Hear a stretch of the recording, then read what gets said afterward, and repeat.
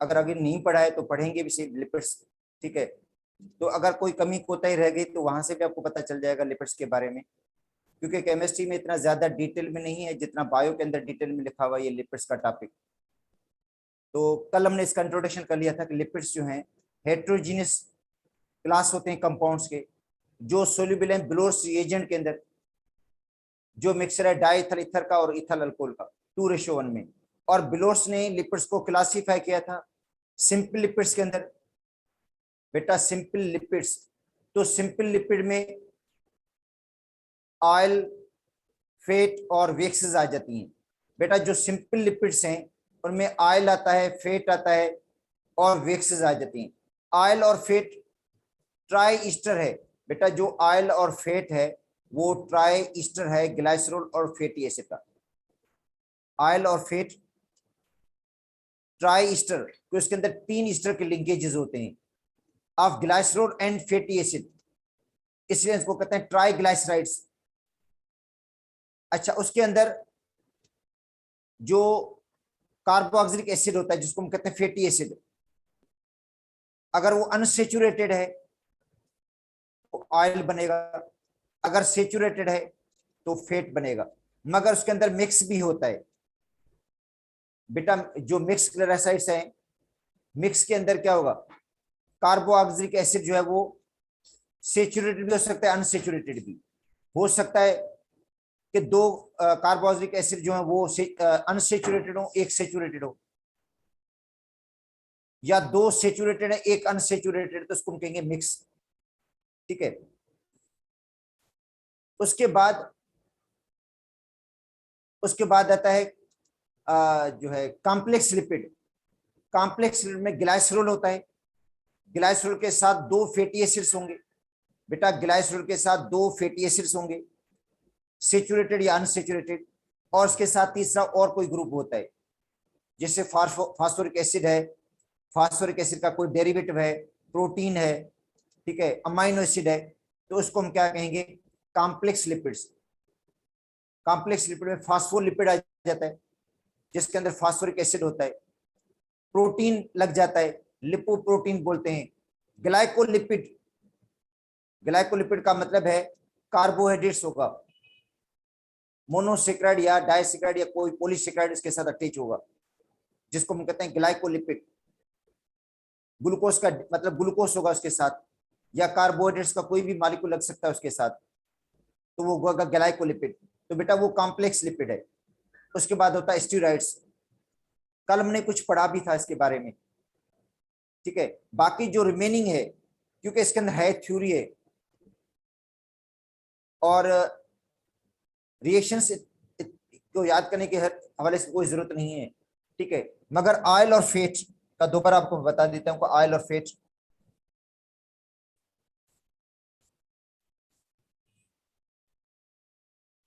जो simple lipids हैं,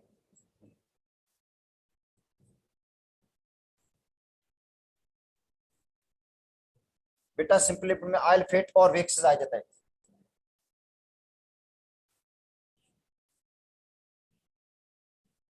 oil, fat और वेक्स, तो वेक्स भी आपको मैंने कल बताया था कि वेक्स में भी ईस्टर के लिंकेज होता है, ऑयल और फैट के अंदर भी ईस्टर है, तो ये ट्राई ईस्टर है।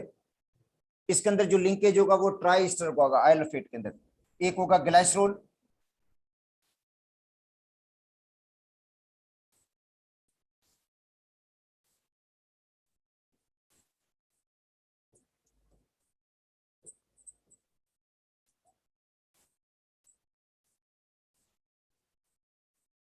अच्छा दूसरा होता है फैटी एसिड। 3 फैटी एसिड के मॉलिक्यूल होंगे,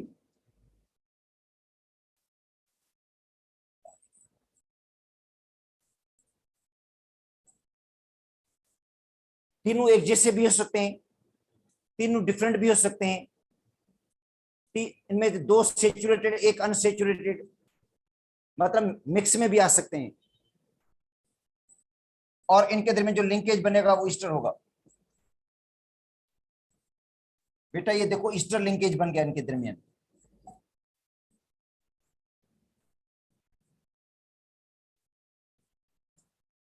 तो ये हो गया ट्राई ईस्टर।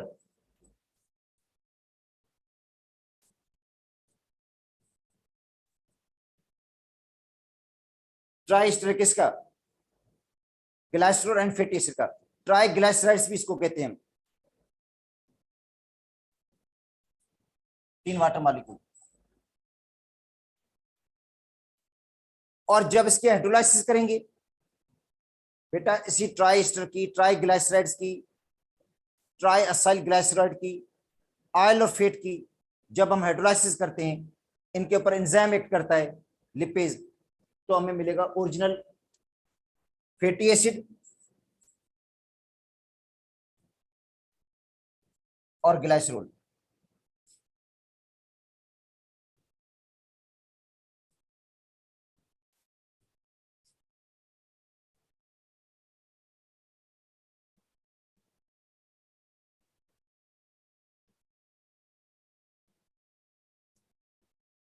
बेटा यहां तक हमने पढ़ा था कल।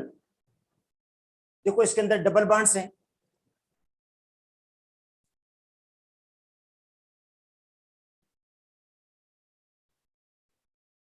तो क्लासिफिकेशन,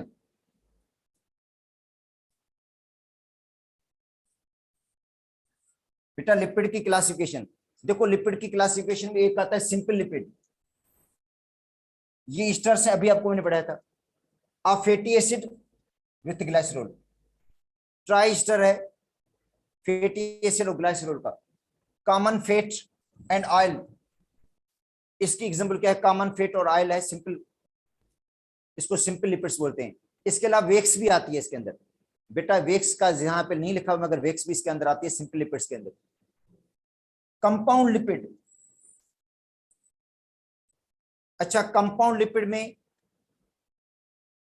ग्लाइसरोल होगा, ग्लाइसरोल के साथ 2 फैटी एसिड, ग्लाइसरोल के साथ 2 फैटी एसिड लगेंगे।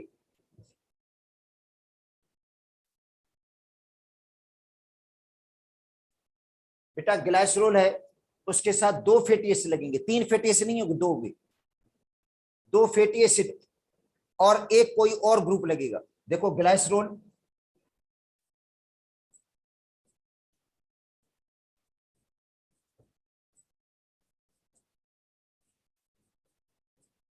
ग्लाइसरोल है ये,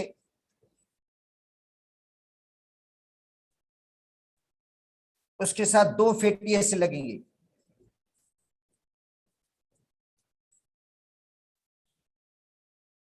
दो फैटी एसिड, ठीक है, और ईस्टर लिंकेज 2 बनेंगे। बेटा 2 ईस्टर लिंकेज बनेंगे, ये देखो,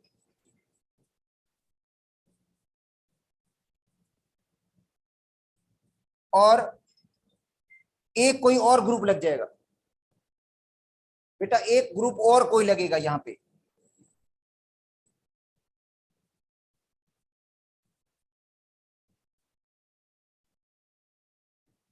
फास्फोरिक एसिड होगा या फास्फोरिक एसिड का डेरिवेटिव होगा, ग्लूकोज लग जाएगा, प्रोटीन लग जाएगा, लिपोप्रोटीन, फास्फोलिपिड। तो अब देखो ग्लाइसरोल है, उसके साथ फैटी एसिड 2 हैं, सेचुरेटेड या अनसेचुरेटेड, तो 2 ईस्टर के लिंकेज बनेंगे। और यहां पे जो तीसरा ग्रुप लगेगा बेटा वो फास्फोरिक एसिड का डेरिवेटिव, अमाइनो एसिड, प्रोटीन का प्रोटीन लगेगी, या कार्बोहाइड्रेट्स में से कोई भी लग सकता है, ठीक है, और बनाएगा कॉम्प्लेक्स लिपिड।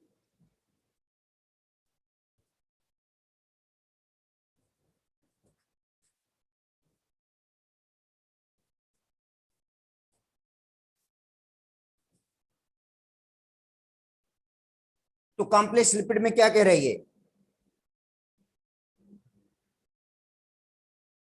फैटी एसिड होगा, अल्कोहल भी होगा, फैटी एसिड भी है, अल्कोहल भी है, ग्लाइसरोल होगा, ठीक है। एग्जांपल इसकी है फास्फोलिपिड, स्पाइंजोलिपिड, लिपोप्रोटीन एंड लिपोपोलीसेक्राइड। पोलीसेक्राइड का मतलब एक कार्बोहाइड्रेट से लग जाएगा उसके साथ। उसके बाद है ड्राइड या एसोसिएट लिपिड्स। अच्छा बेटा ये they are hydrolytic products of the above mention compound. जो ऊपर मेंशन किए गए कंपाउंड्स हैं, जो ऊपर मेंशन किए गए कंपाउंड्स हैं, जब इनकी हाइड्रोलाइसिस करेंगे तो ये मिलेंगे। उनमें स्टीरोल, स्टीरॉइड भी आ जाता है, विटामिन डी भी है, टर्पिन्स भी होता है, ठीक है, टर्पिन्स। और ये क्लास है किसकी बेटा, लिपिड्स की। कौन सी, ड्राइड या एसोसिएट लिपिड्स। अब आते हैं फिजिकल प्रॉपर्टीज, उसके बाद केमिकल प्रॉपर्टीज। बेटा फिजिकल प्रॉपर्टीज, अगर हम ऑयल और फैट को देखें तो रूम टेम्परेचर पे ऑयल मिलेगा आपको लिक्विड फॉर्म में और फैट मिलेगा आपको सॉलिड फॉर्म में। बेटा रूम टेम्परेचर पे जो ऑयल होता है वो लिक्विड में मिलेगा और जो फैट होता है वो सॉलिड में मिलता है। इसका मतलब है रूम टेम्परेचर पे जिसके अंदर अनसेचुरेटेड फैटी एसिड्स की मिकदार ज्यादा होगी वो लिक्विड फॉर्म में होगा, और जिसके अंदर सेचुरेटेड फैटी एसिड की मिकदार ज्यादा होगी वो सॉलिड फॉर्म में मिलेगा, ठीक है। मगर कोकोनट जो ऑयल है बेटा, कोकोनट ऑयल सर्दी के अंदर जम जाता है और गर्मी, मतलब सर्दी के अंदर वो फैट बन जाता है और गर्मी के अंदर वो ऑयल बन जाता है, क्योंकि टेम्परेचर लो होता है। टेम्परेचर लो से वो क्या होता है, सॉलिडिफाई हो जाता है, और जब टेम्परेचर बढ़ जाता है तो वो जो है लिक्विड फॉर्म में आ जाता है। एक्चुअली इनमें कोई इतना बड़ा डिफरेंस नहीं है, दोनों ट्राई स्टर्स हैं, दोनों बेटा ट्राई स्टर्स हैं। ऑयल भी ट्राई स्टर है, फैट भी ट्राई स्टर है, ग्लाइसरॉल विथ फैटी एसिड। फर्क है तो उनके अंदर अनसेचुरेशन और सेचुरेशन का फर्क है। ऑयल अनसेचुरेटेड है जबकि जो फैट है वो सेचुरेटेड होता है।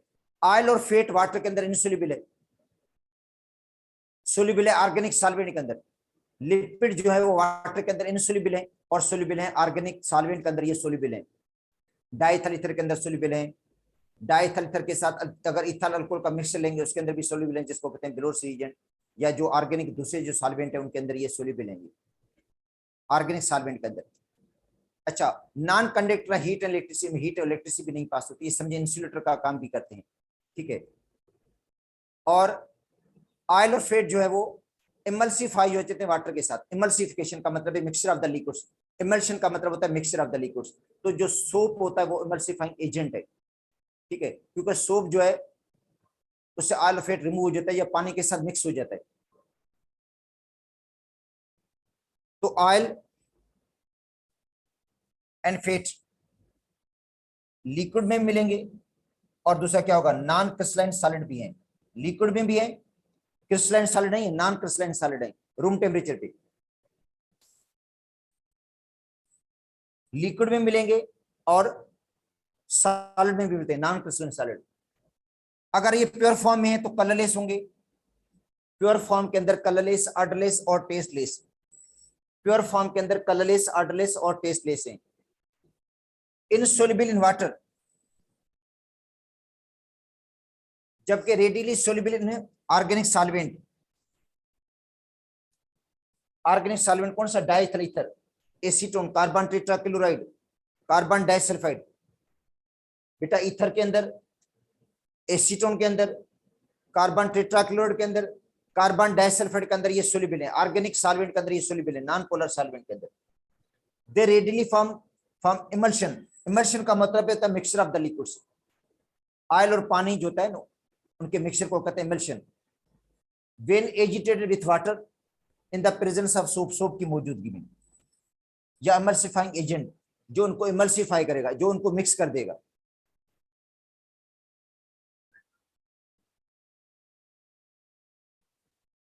दे are poor conductor of electricity. बेटा इनमें इलेक्ट्रिसिटी नहीं पास होती है, पुअर कंडक्टर है क्योंकि नॉन पोलर है ये, हीट इलेक्ट्रिसिटी के। Serve as excellent insulator for the animals body, और एनिमल्स बॉडी के लिए क्या है, इंसुलेटर का काम भी करते हैं ये।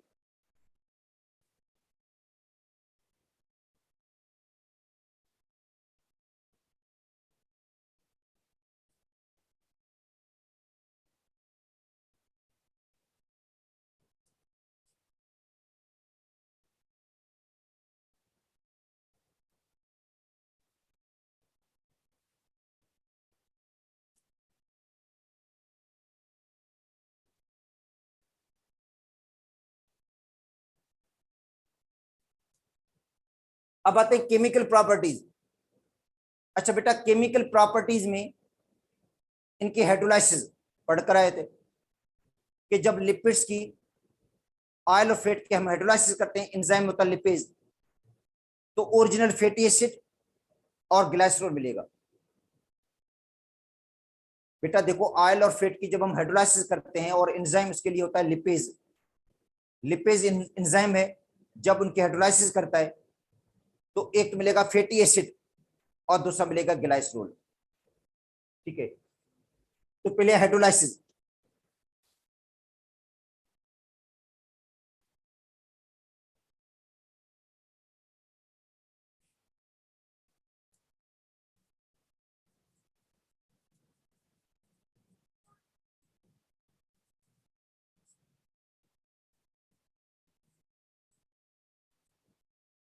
बेटा hydrolysis of oil and fat, तो ऑयल और फैट देखो ट्राई ईस्टर है,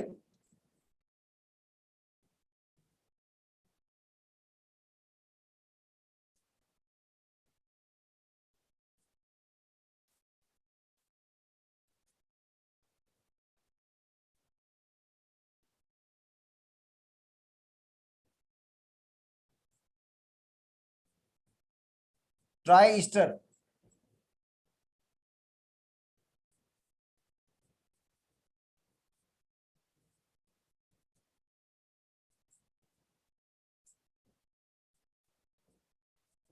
ये ट्राई ईस्टर है, जब इसके हम हाइड्रोलाइसिस करेंगे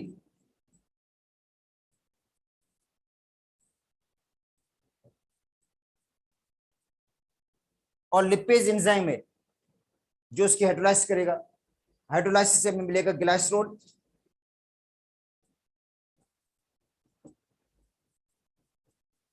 ग्लाइसरॉल मिलेगा हमें,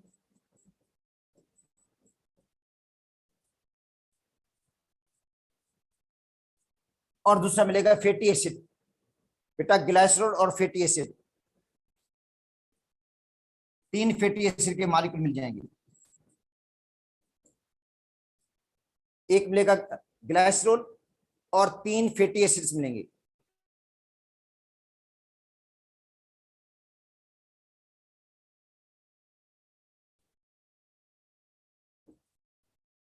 तो ये हो गया हाइड्रोलाइसिस। अच्छा, दूसरा हाइड्रोलाइसिस इन बेसिक मीडियम। बेटा हाइड्रोलाइसिस बेसिक मीडियम में, जिसको कहते हैं सेपोनिफिकेशन। जब ऑयल और फैट के हम सेपोनिफिकेशन करते हैं तो उसमें सोप बनता है, साबुन बनता है, और ऑयल और फैट को हम हीट देंगे कास्टिक सोडा के साथ। बेटा सेपोनिफिकेशन में ऑयल और फैट को हम हीट देते हैं कास्टिक सोडा के साथ तो सोप बनता है, तो उसको कहते हैं सेपोनिफिकेशन।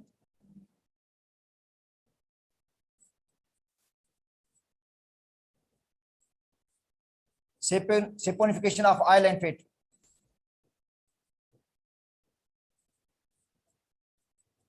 ऑयल और फैट की सेपोनिफिकेशन, जिसमें ऑयल और फैट को हम हीट देते हैं कास्टिक सोडा के साथ और साबुन बनता है, क्योंकि साबुन जो है वो लॉन्ग चेन कार्बोक्सिलिक एसिड की साल्ट है, या जो साबुन है सोडियम या पोटाशियम साल्ट है ऑफ फैटी एसिड।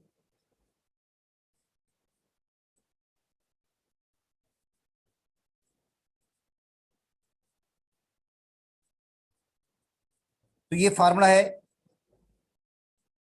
बेटा ऑयल और फैट का।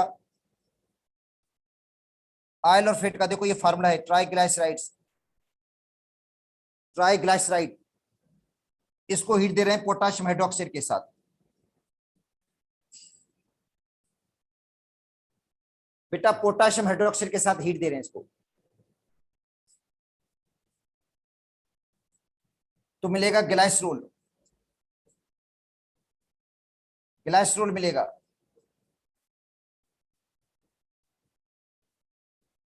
और ग्लाइसरोल के साथ साथ फैटी एसिड की साल्ट मिलेगी। बेटा potassium salt of fatty acid, तो ये बेटा साल्ट ऑफ फैटी एसिड जिसको हम कहते हैं सोप, तो ये साबुन का फार्मूला है। तो जो सोप है सोडियम या पोटाशियम साल्ट है फैटी एसिड की, तो इस प्रोसेस को कहते हैं saponification, formation of the soap. तो ऑयल और फैट से सोप भी बनता है।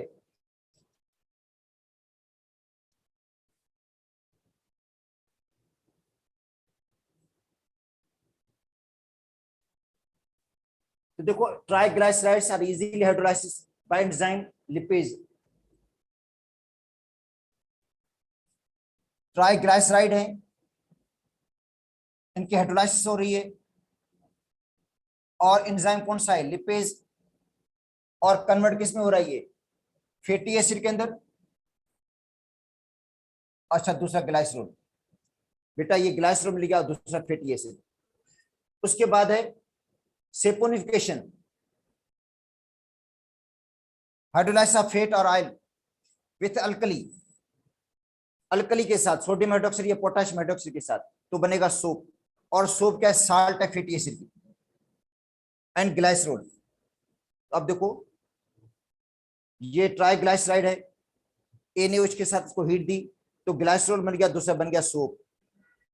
तो इसलिए मैंने फार्मूला सोडियम हाइड्रोक्साइड नहीं यूज किया, पोटेशियम हाइड्रोक्साइड यूज किया है।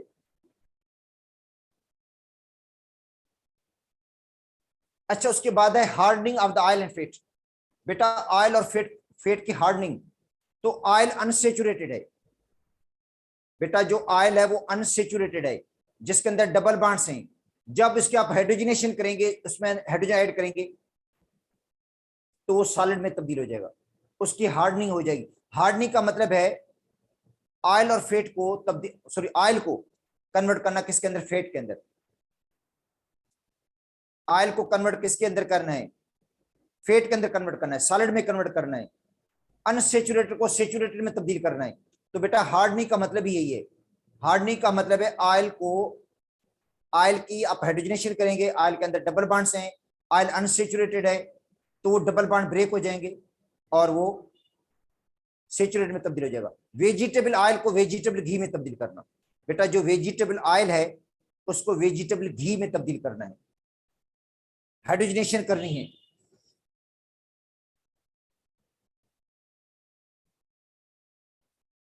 इधर देखो,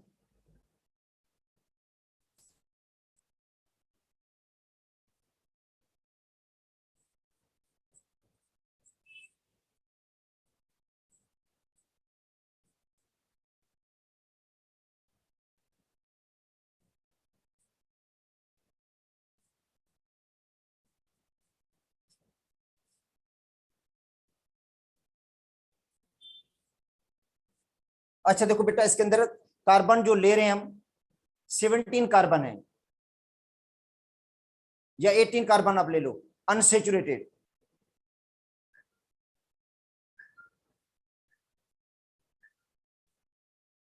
CH3 जो कार्बोक्सिलिक एसिड है बेटा, उसके अंदर 18 कार्बन लिए हमने। जो कार्बोक्सिलिक एसिड उसके अंदर टोटल कार्बन 18 है। देखो 7 ये कार्बन CH2, 7 ये हो गए, 14, 15, 16, 17 और 18 ये। इसका मतलब है जो हमने ऑयल इस्तेमाल किया है इसके अंदर है 18 कार्बन है।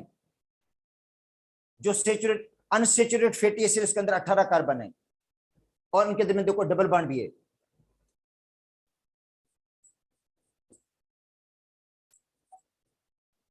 सी डबल बॉन्ड हो, CH2 holes 7, CH double bond CH2 7 और CH3। तो देखो ये अनसेचुरेटेड है बेटा, ये अनसेचुरेटेड है।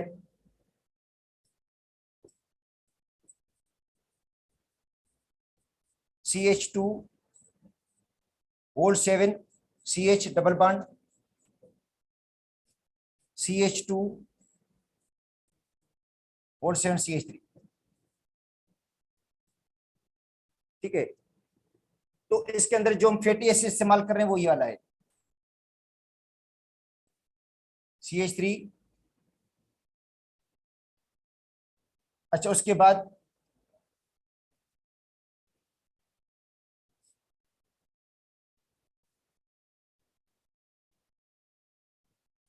C17 33 COH। बेटा ये हमने फैटी एसिड इस्तेमाल किया।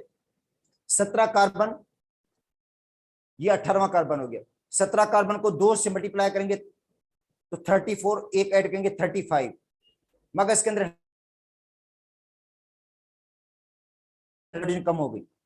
तो ये हमने फैटी एसिड इस्तेमाल किया है बेटा, इसके अंदर यही फैटी एसिड है। अब इसके अंदर हाइड्रोजन ऐड कर रहे हैं, 3 मोल हम हाइड्रोजन के ऐड करेंगे निकल की मौजूदगी में, तो तीनों डबल बॉन्ड ये ब्रेक हो जाएंगे बेटा। ये डबल बॉन्ड भी टूटेगा, ये डबल बॉन्ड भी टूटेगा, ये डबल बॉन्ड, और ये है वेजिटेबल ऑयल।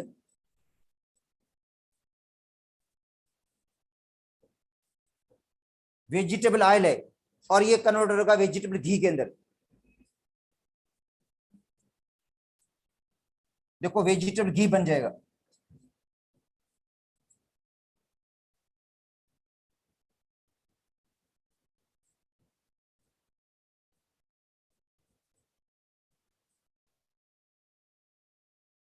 C17H35।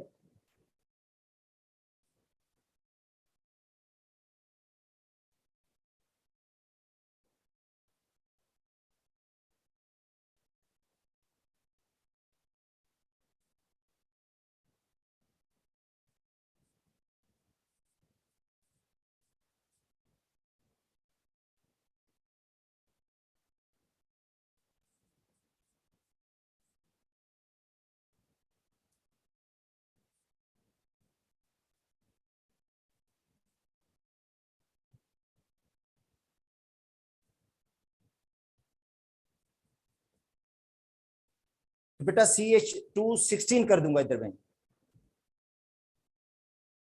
जगह थोड़ी कम है इसलिए फार्मूला सही पूरा नहीं आ रहा है इसके अंदर।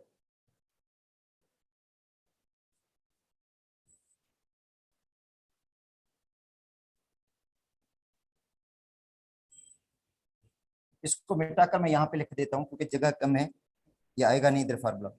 तो देखो बेटा बनेगा CH2O, C double bond O।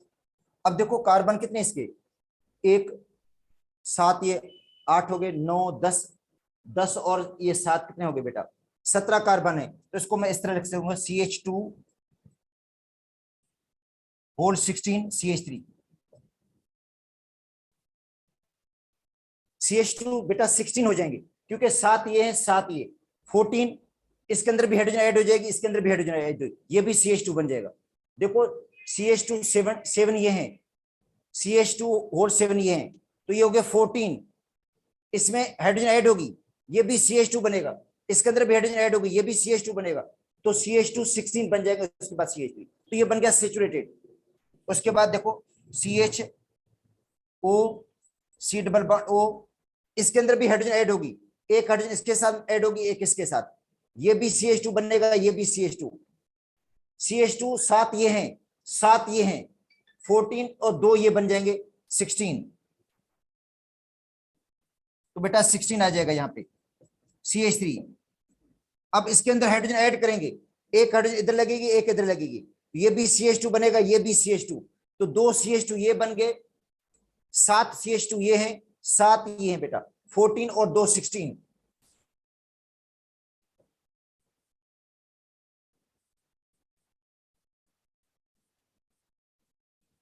CH3, तो ये बन गया सेचुरेटेड, और ये था अनसेचुरेटेड।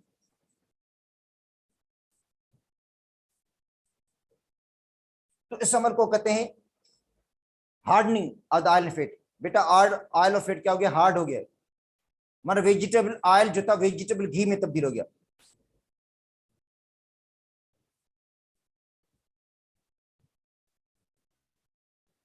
देखो वेजिटेबल ऑयल किस में तब्दील होगा, वेजिटेबल घी में। तो ये कहता है अनसेचुरेटेड जो है, अनसेचुरेटेड जो ग्लाइसराइड्स थे, अनसेचुरेटेड डबल बॉन्ड्स के अंदर वो रिएक्ट करता है हाइड्रोजन के साथ in the presence of metal catalyst.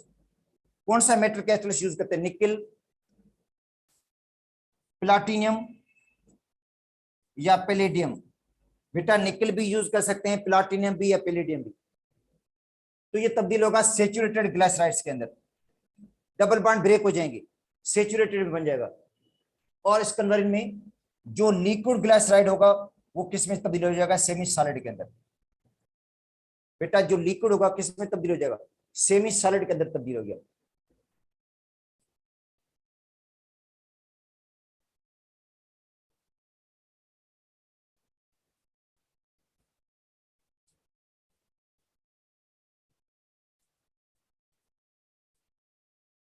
तो ये इसका रिएक्शन दिया गया है, ये आपको मैं पढ़ा कर रहा हूं अभी। इसके अंदर देखो बेटा डबल बॉन्ड्स हैं, यहां भी डबल बॉन्ड, यहां भी डबल बॉन्ड, और हाइड्रोजन ऐड करने से वो डबल बॉन्ड ब्रेक हो गया, डबल बॉन्ड टूट गया और ये बन गया सेचुरेटेड। अच्छा, इसको हम कहते हैं ओलिक एसिड। ये जो फार्मूला था, जो फैटी एसिड इसके अंदर मौजूद है, वो बेटा है ओलिक एसिड,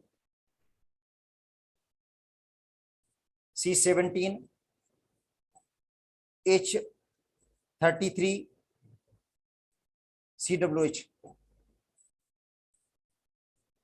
ओलिक एसिड होता है, अनसेचुरेटेड।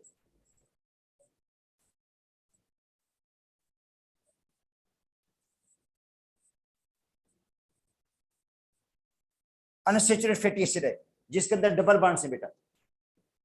ये बेटा ओलिक एसिड है, ठीक है, जो इसने ईस्टर बनाया है, ग्लाइसरॉल ट्राइओलिएट। ग्लाइसरॉल के साथ 3 ओलिक एसिड के मॉलिक्यूल्स हैं, ये भी ओलिक एसिड है, ये भी ओलिक एसिड, ये भी ओलिक एसिड। ग्लाइसरॉल ट्राइओलिएट का मतलब है 3 ओलिक एसिड का मॉलिक्यूल है, ये आयल है। और जब इसके अंदर हाइड्रोजन ऐड करेंगे तो ये किसके अंदर तब्दील हो जाएगा? जब इसके अंदर आप हाइड्रोजन ऐड करेंगे तो एस्टेरिक एसिड में तब्दील होता है। बेटा ये ओलिक एसिड है, इसके अंदर डबल बॉन्ड्स हैं, जब इसके अंदर आप हाइड्रोजन ऐड करेंगे तो दोनों डबल बॉन्ड टूट जाएंगे और ये तब्दील होगा एस्टेरिक एसिड के अंदर। तो एस्टेरिक एसिड का ये फार्मूला होता है,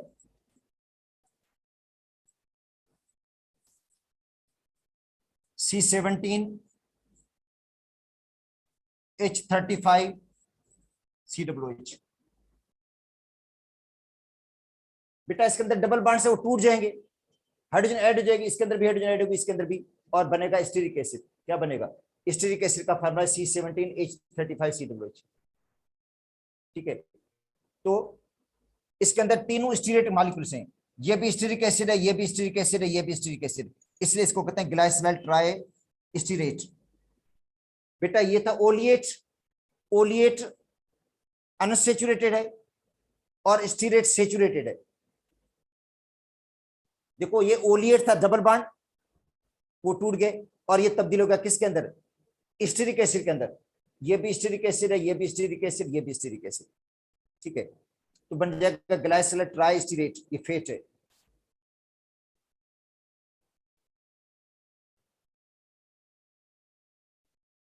अच्छा, रिएक्शन इज कमर्शियली यूज्ड। इसको देखो लार्ज स्केल पे बना, देखो बेटा लार्ज स्केल पे अगर ऑयल को, वेजिटेबल ऑयल को वेजिटेबल घी में तब्दील करते हैं तो हाइड्रोजनेशन करेंगे, इस प्रोसेस को कहते हैं हार्डनिंग ऑफ द ऑयल, ठीक है। ऑयल की हार्डनिंग हो जाती है, ऑयल हार्ड बन जाता है। ऑयल जो लिक्विड था वो बन गया सेमी सॉलिड के अंदर, वेजिटेबल घी के अंदर। This reaction used for commercial preparation of the hardening of vegetable oil, और ये कन्वर्ट हो जाएगा वेजिटेबल घी के अंदर। मार्जरीन जो मक्खन बनता है, इससे मक्खन जो होता है, नकली मक्खन, एक तो ओरिजिनल मक्खन आता है, दूसरा होता है नकली मक्खन, जो इन ऑयल से बनाते हैं। तो इन ऑयल की हाइड्रोजनेशन करके इस मक्खन को बनाया जाता है। तो हार्डनिंग ऑयल उनको इसमें यूज करते हैं मेकिंग सोप, साबुन बनाने में, और कैंडल्स बनाने में। साबुन भी बनता है इससे और कैंडल्स भी बनती हैं इससे। अच्छा, उसके बाद है ऑयल और फैट की क्वालिटी को कंट्रोल, मतलब प्योरिटी और क्वालिटी को चेक करने की बेटा 4 वैल्यूज हैं। ऑयल और फैट, उसकी क्वालिटी को चेक करना है, अगर प्योरिटी को चेक करना है तो 4 वैल्यूज हैं उसकी क्वालिटी और प्योरिटी को चेक करने के लिए। देखो फैक्ट्री में जो ऑयल बनता है उसकी क्वालिटी को चेक किया जाता है, क्वालिटी को चेक करने के 4 वैल्यूज हैं। एक सेपोनिफिकेशन वैल्यू, एक बेटा है सेपोनिफिकेशन वैल्यू, दूसरा एसिड वैल्यू, तीसरा है आयोडीन वैल्यू। देखो सेपोनिफिकेशन वैल्यू, एसिड वैल्यू और आयोडीन वैल्यू, ऑयल की प्योरिटी और क्वालिटी को चेक करने के लिए। अच्छा, सेपोनिफिकेशन वैल्यू में ये होता है, ऑयल और फैट का 1 ग्राम लेते हैं हम, ऑयल और फैट का 1 ग्राम लेते हैं, उसको कंप्लीट सेपोनिफाई करने के लिए, उसको कंप्लीट साबुन में तब्दील करने के लिए हम देखेंगे पोटाशियम हाइड्रोक्साइड के कितने मिलीग्राम यूज हुए, पोटाशियम हाइड्रोक्साइड के कितने मिलीग्राम यूज हुए ऑयल और फेट को सेपोनिफाई करने के लिए, ऑयल और फेट को की कंप्लीट सेपोनिफिकेशन करने के लिए, कंप्लीट साबुन में तब्दील करने के लिए पोटाशियम हाइड्रोक्साइड के कितने मिलीग्राम यूज होंगे। इसका मतलब है पोटाशियम हाइड्रोक्साइड का अमाउंट आपको मिलीग्राम में लेना है। ऑयल और फेट का ग्राम 1 ग्राम, ऑयल और फेट का 1 ग्राम, उसको कंप्लीट सेपोनिफिकेशन के लिए पोटाशियम हाइड्रोक्साइड के कितने मिलीग्राम कंज्यूम होंगे। अगर ऑयल और फेट के अंदर कोलेस्ट्रॉल ज्यादा है तो कोलेस्ट्रॉल सोप में तब्दील नहीं होता, कोलेस्ट्रॉल की सेपोनिफिकेशन नहीं होती है। जितना ज्यादा कोलेस्ट्रॉल होगा, ठीक है, तो वो कोलेस्ट्रॉल साबुन में तब्दीली नहीं होगा, सेपोनिफिकेशन वैल्यू कम होगी। फिर बेटा ऑयल और फेट की सेपोनिफिकेशन वैल्यू कम हो जाती है अगर उसके अंदर कोलेस्ट्रॉल मिला हुआ है तो, क्योंकि कोलेस्ट्रॉल तो तब्दीली नहीं होगा साबुन में, तो पोटाशियम हाइड्रोक्साइड के मिलीग्राम भी कम यूज होंगे। अगर उसके अंदर कोलेस्ट्रॉल नहीं है तो उसकी कंप्लीट सेपोनिफिकेशन हो जाएगी और पोटाशियम हाइड्रोक्साइड के ज्यादा मिलीग्राम यूज होंगे। तो वहां से हमें पता चलेगा कि उसके अंदर कोलेस्ट्रॉल कितना है। अगर ऑयल और फेट के अंदर ज्यादा कोलेस्ट्रॉल मिला हुआ है, उसके साथ कोलेस्ट्रॉल है उसके अंदर, तो समझें सेपोनिफिकेशन की वैल्यू कम होगी उसकी। एक है सेपोनिफिकेशन वैल्यू। अच्छा, दूसरा होता है एसिड वैल्यू, क्योंकि एसिड वैल्यू से मुराद यह है कि इस अगर ऑयल और फेट को खुला छोड़ देंगे आप, बेटा ऑयल और फेट जो है, या सपोज करते हैं ये जो इस्तेमाल करते हैं घर में ऑयल और फेट, अगर उसको हम ओपन एयर में खुला छोड़ देंगे तो वो मॉइस्चर को एब्जॉर्ब करता है और उसकी रेंसिडिफिकेशन हो जाती है। ऑयल और फेट की रेंसिडिफिकेशन होगी जिसमें ऑयल खट्टा और बदबूदार हो जाता है।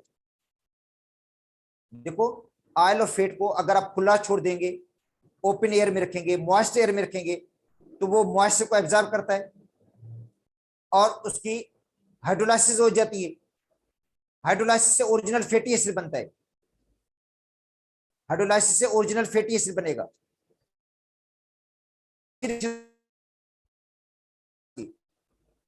जिससे बनता है अल्डिहाइड बेड ऑर्डर का। तो हम एसिड वैल्यू में हम ये चेक करते हैं कि ऑयल और फेट के अंदर फ्री एसिड कितना है। अगर उसके अंदर फ्री एसिड ज्यादा मौजूद है, बेटा ऑयल और फेट के अंदर अगर ज्यादा फ्री एसिड मौजूद है तो इसका मतलब उसकी क्वालिटी सही नहीं है, क्योंकि वो ऑयल को खट्टा कर देगा। फिर जो फैटी एसिड्स होते हैं वो जायके में जो होते हैं वो सोर होता है टेस्ट उनका, ठीक है। तो एसिड वैल्यू हम देखते हैं कि ऑयल और फेट के 1 ग्राम में, ऑयल और फेट के 1 ग्राम में कितना फ्री एसिड मौजूद है, और फ्री एसिड को चेक करने के लिए भी पोटाशियम हाइड्रोक्साइड के मिलीग्राम चाहिए होंगे। तो ऑयल और फेट का 1 ग्राम लेंगे, ऑयल और फेट का 1 ग्राम हम देखेंगे उसको न्यूट्रलाइज करने के लिए, क्योंकि उसकी न्यूट्रलाइजेशन एसिड की न्यूट्रलाइजेशन बेस से होती है।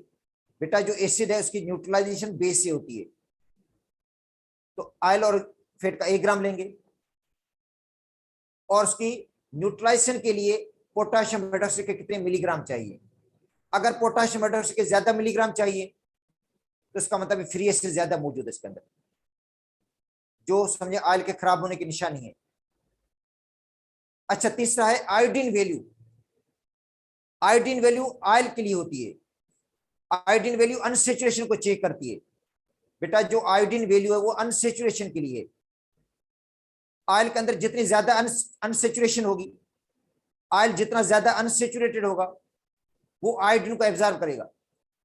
बेटा जो ऑयल है जितना हाईली अनसेचुरेटेड है उतना वो आयोडीन को ज्यादा एब्जॉर्ब करेगा और डबल बॉन्ड ब्रेक हो जाएंगे।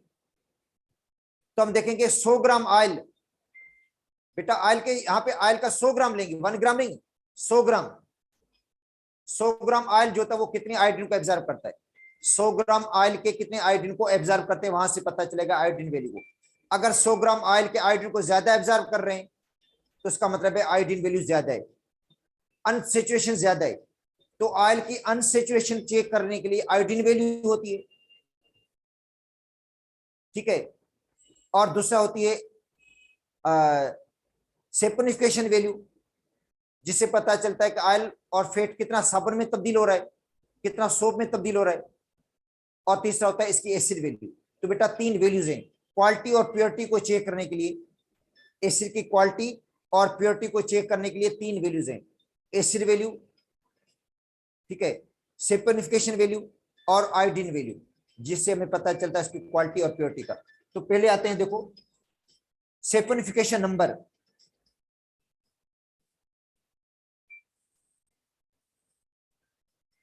तो बेटा सेपनिफिकेशन नंबर का मतलब है ऑयल ऑफ फेट का 1 ग्राम, उसको सेपनिफाई करने के लिए पोटाशियम हाइड्रोक्साइड कितने मिलीग्राम चाहिए, बस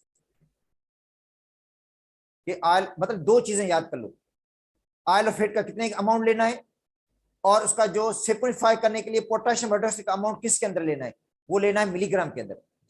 पोटाशियम हाइड्रोक्साइड का अमाउंट मिलीग्राम के अंदर, ऑयल ऑफ फेट का 1 ग्राम। तो ये है, it is defined as number of milligrams of potassium hydroxide या सोडियम हाइड्रोक्साइड।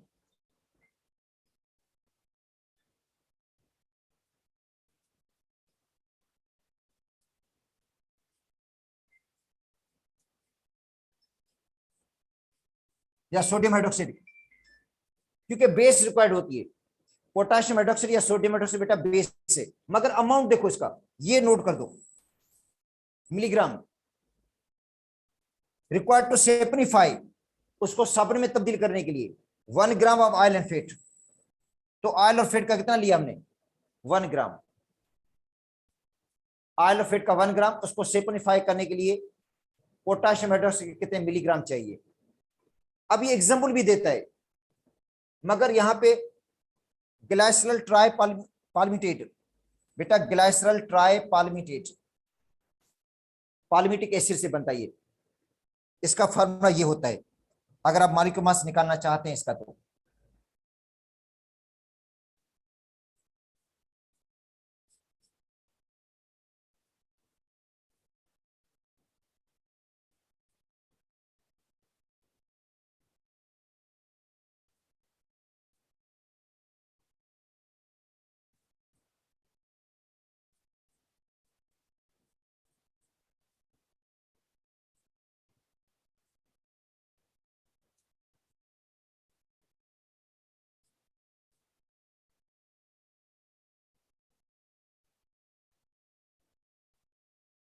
ये बेटा इसका फॉर्मूला है,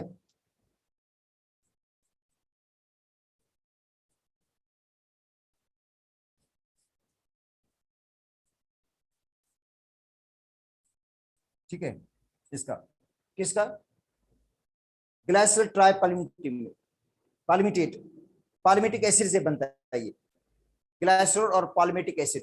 बेटा ग्लाइसरॉल और पाल्मिटिक एसिड के 3 मॉलिक्यूल्स,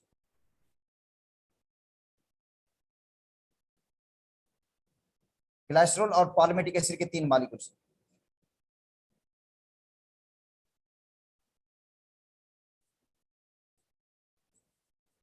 देखो ग्लाइसरॉल है,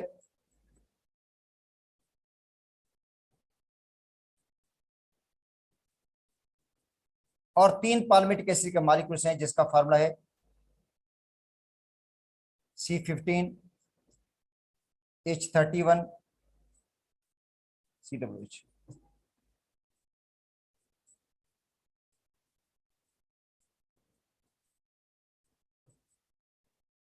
ग्लाइसरॉल और पाल्मिटिक एसिड के बेटा 3 मॉलिक्यूल, सेचुरेटेड है ये पाल्मिटिक एसिड, तो ट्राइपाल्मेटिन बन जाएगा, बेटा बनेगा ट्राइपाल्मेटिन। क्या बन जाएगा, ट्राइपाल्मेटिन बनेगा। इसका मॉलिक्यूलर मास कितना है, 807 है, ठीक है,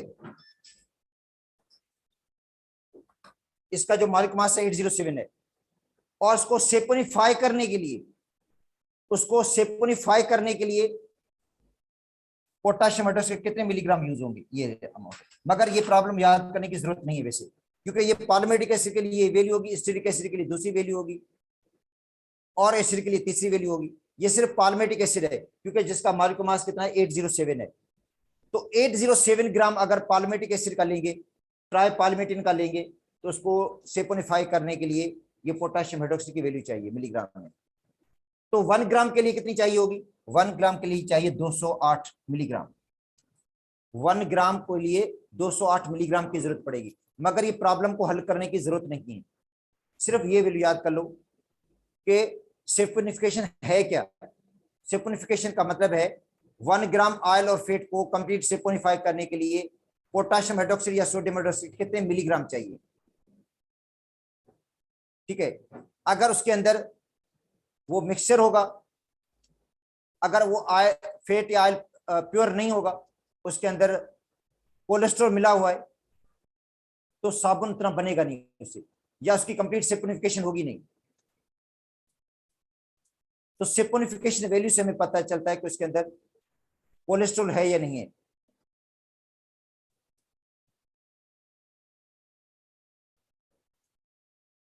तो इसके अंदर दो चीजें याद करनी जैसी थी बस, ऑयल और फैट के कितना ग्राम, अमाउंट कितना, और उसको सैपोनिफाई करने के लिए पोटाशियम हाइड्रोक्साइड के अमाउंट किसके अंदर लेना है, मिलीग्राम के अंदर। अच्छा, उसके बाद है रेनसिडिफिकेशन ऑयल और फैट, यह भी मैंने आपको बताया था, रेनसिडिफिकेशन ऑफ ऑयल एंड फैट। बेटा ऑयल और फैट की रेनसिडिफिकेशन, तो ऑयल और फैट को जब आप खुला छोड़ देंगे एयर के अंदर, तो वो मॉइस्चर को एब्जॉर्ब करता है, उसकी हाइड्रोलाइसिस होती है, हाइड्रोलाइसिस से मिलेगा आपको ओरिजिनल फैटी एसिड। बेटा इसकी हाइड्रोलाइसिस होगी,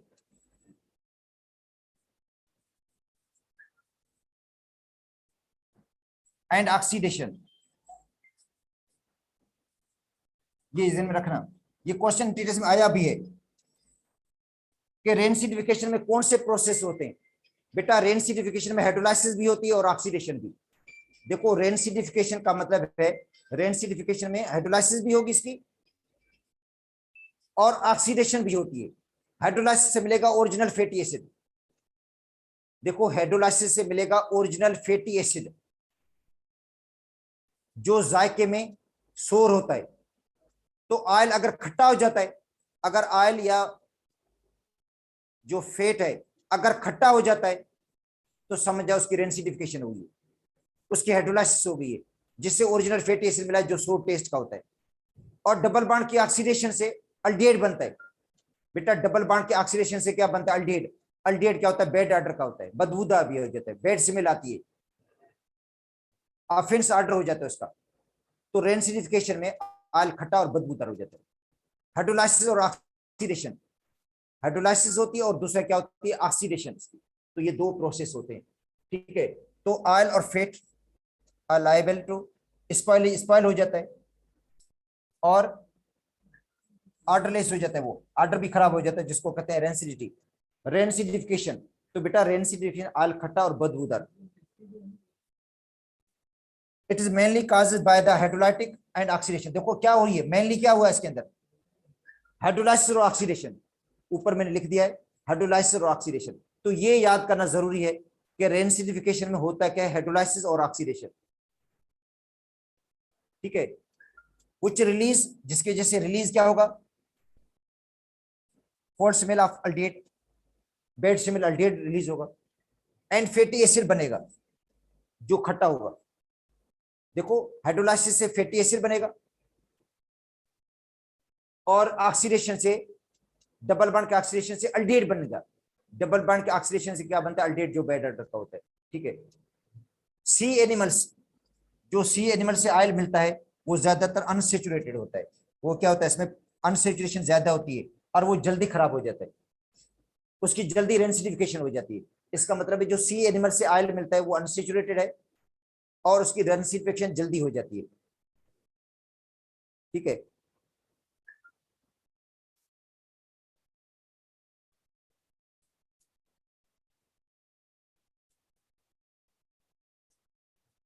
अब आते हैं आयोडीन नंबर। बेटा आयोडीन नंबर अनसेचुरेशन को चेक करने का तरीका है। आयोडीन नंबर से अनसेचुरेशन का पता चलता है कि ऑयल और ऑयल के अंदर अनसेचुरेशन कितनी है। जितनी ज्यादा आयोडीन को एब्जॉर्ब करेगा ऑयल, और ऑयल जो है वो जितना ज्यादा आयोडीन को एब्जॉर्ब करेगा, उसका मतलब उसके अंदर अनसेचुरेशन ज्यादा है। इसके अंदर 100 ग्राम ऑयल के लेंगे हम, 100 ग्राम लेंगे ऑयल के, हम चेक करेंगे कि 100 ग्राम ऑयल जो है वो कितने ग्राम आयोडीन को एब्जॉर्ब कर रहा है। 100 ग्राम ऑयल कितने ग्राम आयोडीन को एब्जॉर्ब कर रहा है। जितना ज्यादा आयोडीन को एब्जॉर्ब करेगा उतनी ज्यादा अनसेचुरेशन होगी। तो इसका मतलब है अगर क्वेश्चन आ जाता है कि भाई ऑयल की अनसेचुरेशन कैसे चेक होगी, तो बेटा अनसेचुरेशन एसिड वैल्यू से चेक नहीं होगी, अनसेचुरेशन जो है वो सेपोनिफिकेशन वैल्यू से चेक नहीं होगी, आयोडीन नंबर से चेक होगी अनसेचुरेशन। तो देखो इसके अंदर लिखा भी है ये आयोडीन नंबर, कहता है एक्सटेंट ऑफ द अनसेचुरेशन, जो अनसेचुरेशन है उसकी एक्सटेंट की कितनी अनसेचुरेशन है, क्योंकि ज्यादा अनसेचुरेशन भी होती है। तो extent of the unsaturation in fatty oil is express in terms of iodine number. तो ये चेक होगी आयोडीन नंबर से। Number of grams of iodine, amount iodine का किसमें लेते हैं, मिलीग्राम में नहीं लेते, ग्राम के अंदर आयोडीन का अमाउंट ग्राम में। अच्छा, और ऑयल ऑफ फैट का अमाउंट किसमें, 100 ग्राम। देखेंगे कि 100 ग्राम ऑयल या फैट कितने ग्राम आयोडीन को एब्जॉर्ब करता है। 100 ग्राम ऑयल और फैट आयोडीन के कितने ग्राम को एब्जॉर्ब करता है। The value of iodine number depends upon number of double bonds, depend किस पे करता है, डबल बॉन्ड्स पे, ठीक है। और डबल बॉन्ड किसके अंदर होंगे, जाहिर ग्लाइसरॉल में तो डबल बॉन्ड होंगे नहीं, डबल बॉन्ड होंगे किसके अंदर, फैटी एसिड के अंदर। बेटा डबल बॉन्ड फैटी एसिड के अंदर होंगे, ग्लाइसरॉल में तो डबल बॉन्ड नहीं होंगे। तो एसिड के अंदर कितने डबल बॉन्ड्स हैं, जो एसिड वाला कंपोनेंट है उसके अंदर कितने डबल बॉन्ड्स हैं। ग्लाइसराइड्स विथ नो डबल बॉन्ड्स है 0 आयोडीन नंबर, जाहिर उसका आयोडीन नंबर क्या होगा, 0 होगा। जिसके अंदर डबल बॉन्ड है ही नहीं तो आयोडीन को एब्जॉर्ब भी नहीं करेगा। अगर उसके अंदर डबल बॉन्ड नहीं है तो आयोडीन को एब्जॉर्ब भी नहीं करेगा, और आयोडीन नंबर क्या होगा, 0 होगा। उसके बाद है एसिड नंबर। एसिड नंबर से हमें पता चलता है कि उसके अंदर फ्री एसिड कितना है, ऑयल और फैट के अंदर फ्री एसिड कितना है। जाहिर फ्री एसिड को चेक करने के लिए हमें बेस की जरूरत पड़ेगी।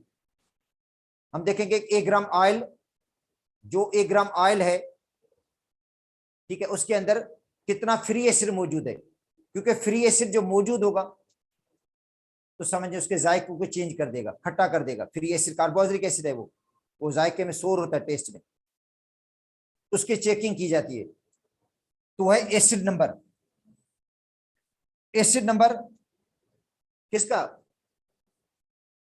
फैट और ऑयल का, ये बताता है कि उसके अंदर फ्री एसिड कितना मौजूद है। इसके लिए भी हमें 1 ग्राम ऑयल फैट का लेना है, 1 ग्राम ऑयल फैट का लेना है। और पोटेशियम हाइड्रोक्साइड की फ्री एसिड का कैसे पता चलेगा, जाहिर एसिड की टाइट्रेशन हम बेस के साथ करवाएंगे। एसिड की जो टाइट्रेशन है वो बेस के साथ करवाते हैं, उसके अंदर इंडिकेटर भी डालते हैं जो एंड पॉइंट को शो करता है। Amount of free acid, amount किसका, फ्री एसिड का, प्रेजेंट इन इट। अच्छा, एक्सप्रेस किसमें करेंगे, number of milligrams of potassium hydroxide, number of milligrams of potassium hydroxide required to neutralise 1 gram of oil and fat. जाहिर acid और base के अंदर जो फ्री एसिड है उसकी न्यूट्रलाइजेशन किससे होगी, बेटा ये फ्री एसिड है, जाहिर उसकी न्यूट्रलाइजेशन किसके साथ होगी, बेस के साथ होगी। ये न्यूट्रलाइजेशन रिएक्शन है, समझे।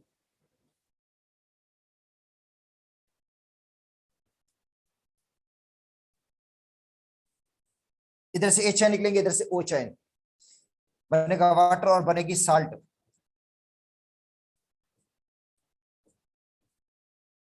तो बेटा ये न्यूट्रलाइजेशन रिएक्शन है, और न्यूट्रलाइजेशन रिएक्शन के लिए उसकी एंड पॉइंट को चेक करने के लिए हम इंडिकेटर भी यूज करेंगे। तो इसका मतलब इसके अंदर इंडिकेटर भी डालेंगे। अगर इसके अंदर फ्री एसिड नहीं है तो सोडियम हाइड्रोक्साइड के 0 मिलीग्राम चाहिए होंगे, या पोटेशियम हाइड्रोक्साइड के 0 मिलीग्राम चाहिए होंगे, ठीक है, क्योंकि इसके अंदर फ्री एसिड तो है ही नहीं इसके अंदर, ठीक है। और बाकी कल पढ़ लेंगे।